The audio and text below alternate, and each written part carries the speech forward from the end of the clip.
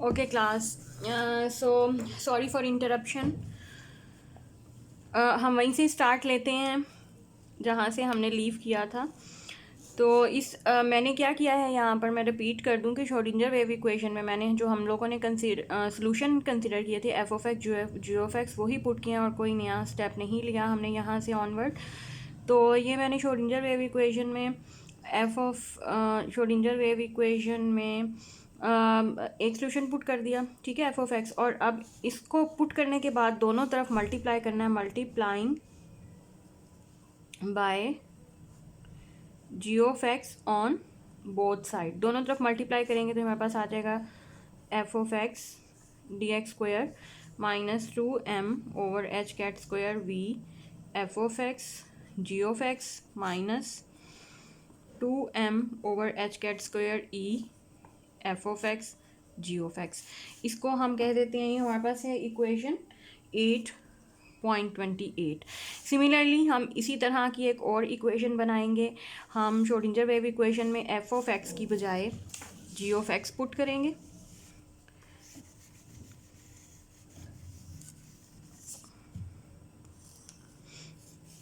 यहीं पे बनाती हूँ, D two G of x over D x square plus 2m over H cut square E minus we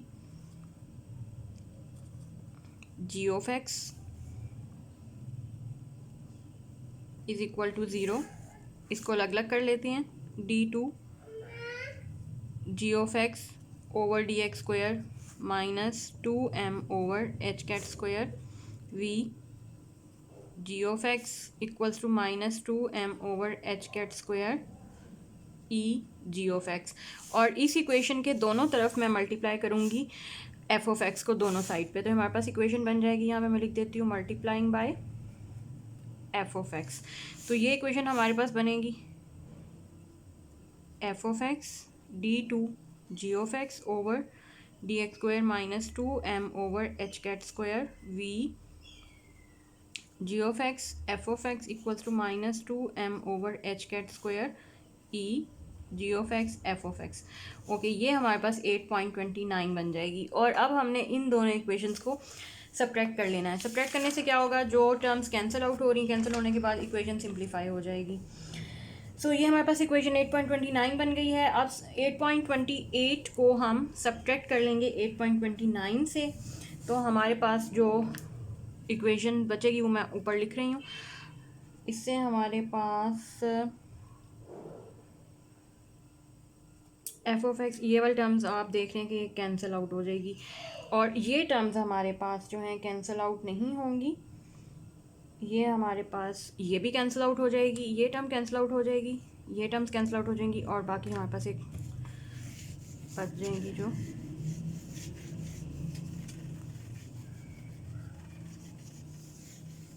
so we will left with the equation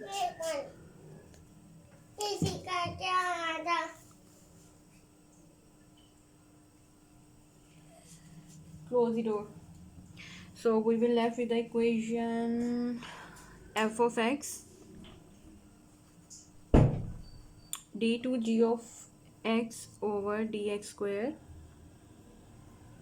क्या लिख रही हूँ, ठीक लिख रही हूँ, सही है, minus g of x D two f of x over D x square equals to zero. ये हमारे पास इक्वेशन फाइनली आ गई है दोनों इक्वेशंस को सब्ट्रैक्ट करने के बाद। और इसको मैं शॉर्ट फॉर्म में लिख सकती हूँ f g double prime minus g f double prime equals to zero. और या मैं इसको एक और फॉर्म में भी लिख सकती हूँ, एक डेरिवेटिव कॉमन लेती हूँ, f g prime minus g f prime equals to zero, इस तरह भी लिख सकती हूँ।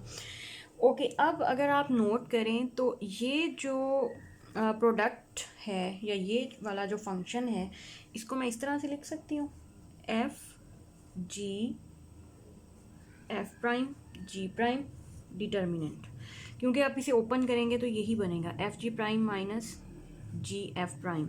और ये डिफ़ाइन इसको हम करेंगे एक फंक्शन w ऑफ x से, और इसको हम कहते हैं रॉन्स्कियन फंक्शन। और इसकी डेफिनेशन मैं आपको अलग से भी प्रोवाइड कर दूंगी। इस डिटर्मिनेंट को हम कहते हैं रॉन्स्कियन। और ये हमारे पास फिर किसके बराबर आ जाएगा? ओके, ये डब्ल्यू ऑफ एक्स के बराबर आ गया। अगर ये डब्ल्यू ऑफ एक्स के बराबर है, we need W of x plus a, हमें इसकी भी ज़रूरत है, W of x plus a. तो ये किसके बराबर होगा? डब्ल्यू ऑफ एक्स हमारे पास किसके बराबर है? इसके बराबर।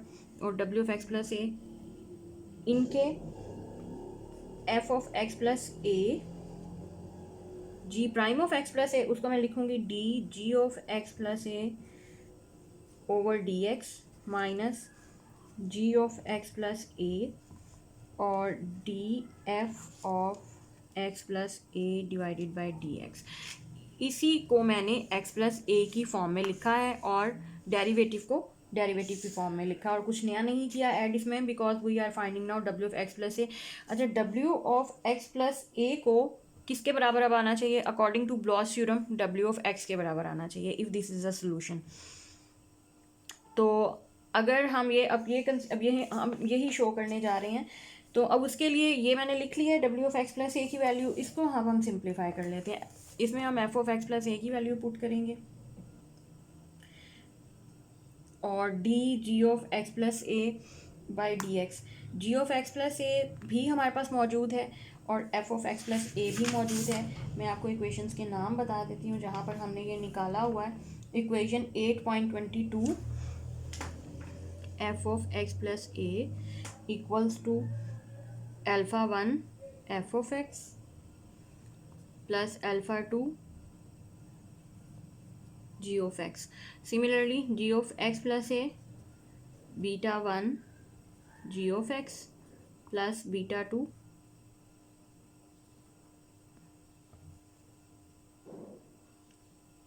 Beta 1 f of x plus beta 2 g of x. Okay, ये दो इक्वेशंस हमारे पास f of x plus a और g of x plus a की मौजूद हैं। यहाँ से हम इनके जहाँ पे हमें डेरिवेटिव की ज़रूरत होगी डेरिवेटिव लेंगे और जिस फंक्शन की ज़रूरत है हम यहाँ पुट करेंगे। F of x plus a आप पुट करें, अल्फ़ा 1 हमारे पास आ जाएगा alpha 1 f of x plus alpha 2 g of x. ये मैंने किसकी वैल्यू पुट कर दी है? F of x plus a की। अब साथ में पुट करूँगी डी बाई डी एक्स और g of x plus a. G of x plus a की वैल्यू यहाँ से इसमें पुट करूँगी beta 1 f of x plus beta 2 g of x और इसके बाद minus g of x again आ जाएगा beta 1 f of x plus beta 2 g of x dot d by d x of f of x plus a, वो यहाँ से put करूँगी alpha 1 f of x plus alpha 2 g of x और ये close हो गया bracket.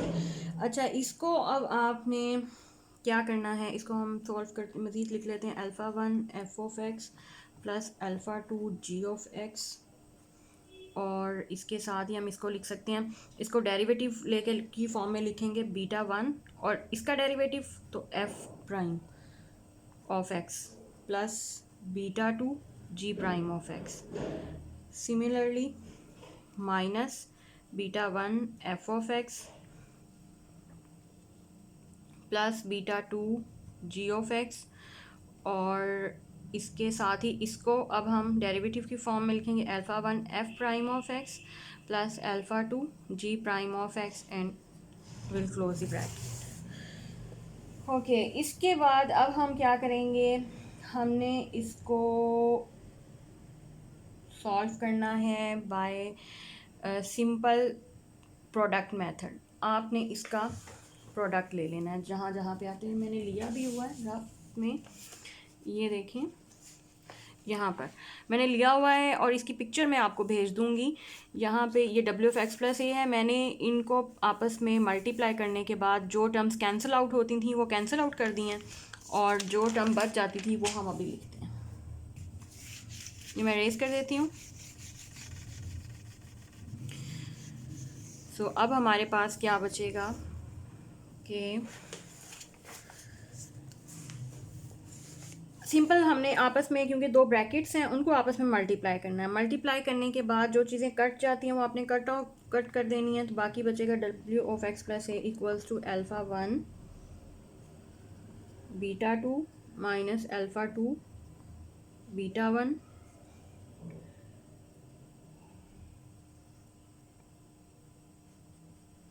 F of x g prime of x minus g of x f prime of x, और ये ब्रैकेट क्लोज हो गई है। मतलब coefficients alpha one beta one two वाले टर्म्स को एक तरफ रख लिया है, अल्फ़ा और बीटा वाले टर्म्स को, और फंक्शंस जो हैं, जो सॉल्यूशंस हैं f of x ji of x को, उनको एक ब्रैकेट में रख लिया है। तो ये मेरे पास आ जाएगा डब्ल्यू of x plus A equals to alpha one beta two minus alpha two beta one, और साथ ये क्या बना, ये तो बन गया हमारे पास अगेन डब्ल्यू ऑफ एक्स। अभी हमने पीछे रिपीट किया कि हमें क्योंकि ब्लॉच थ्योरम के मुताबिक W of x plus A W of x के बराबर चाहिए। ये सिर्फ उसी वक्त पॉसिबल है अगर alpha one beta two minus alpha two beta one equals to one हो। अगर ये वन होगा तो फिर ये हमारे पास आ जाएगा, that would imply that W of x plus A equals to W of x.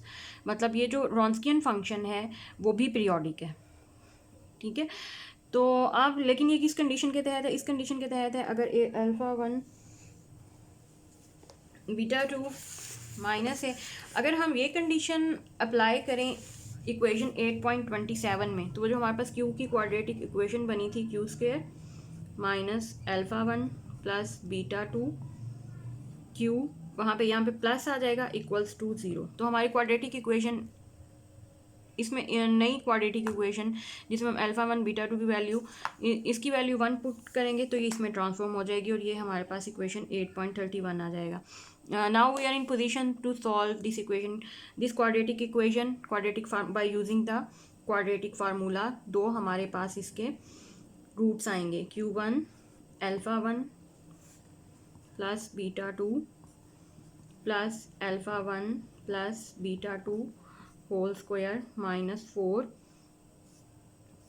Under root divided by 2, और Q2 किसके बराबर आ जाएगा, alpha one plus beta two minus alpha one plus beta two whole square minus 4 under root. एक positive root है, एक negative की form में आएगा डिवाइडेड बाय 2।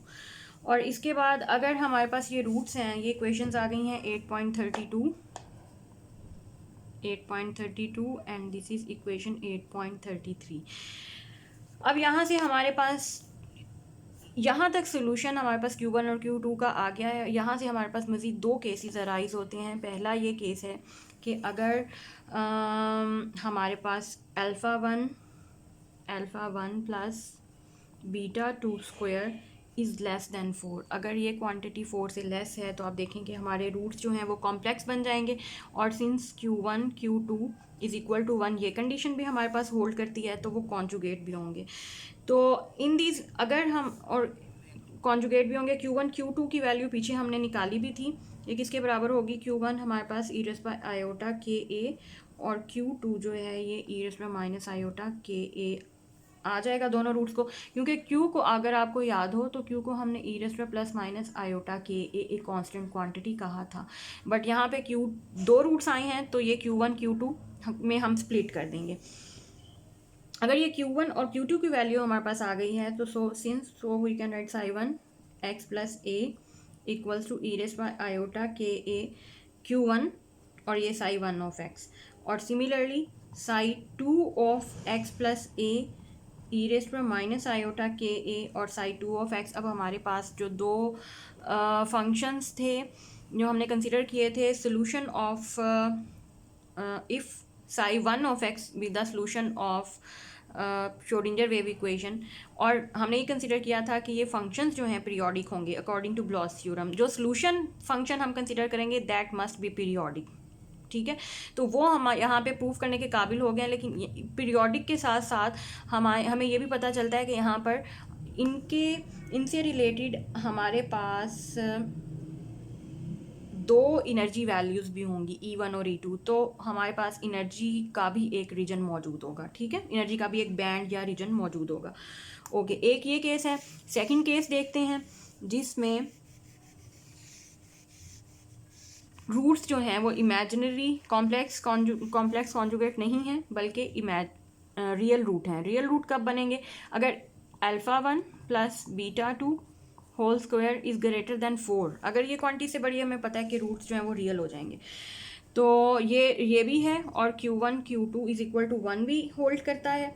तो इसका मतलब है कि ये रूट्स रियल होंगे और किससे कॉरेस्पॉन्डिंग होंगे? साई 1 हमारे पास की वैल्यू अब क्या आएगी? E raise to power mu x u k of x, और साई 2 हमारे पास आएगा e raise to power minus mu of x और साई के ऑफ एक्स, सॉरी यू, ये वाला फंक्शन तो सेम ही रहेगा, यू के ऑफ एक्स। तो अब यहाँ पे देखें हमारे पास म्यू रियल है, रियल क्वांटिटी है। तो वो दी सॉल्यूशंस, अब दोनों ये सॉल्यूशंस जो हैं for an infinite crystal and do not represent allowed eigen states. अब इन सॉल्यूशन से आप देखें कि अगर आप x इन्फिनिटी पे लेकर जाते हैं तो ये सॉल्यूशन आपके पास डाइवर्जेंट हो जाएंगे इनफाइनाइट क्रिस्टल के लिए। तो thus there are no electronic states in the region corresponding to real roots. तो इसका मतलब है कि रियल रूट्स के लिए आपके पास कोई भी इलेक्ट्रॉनिक स्टेट्स नहीं आती। तो the above discussion therefore leads to the conclusion that the energy spectrum of an electron moving in a periodic potential consists of allowed and forbidden energy regions or bands।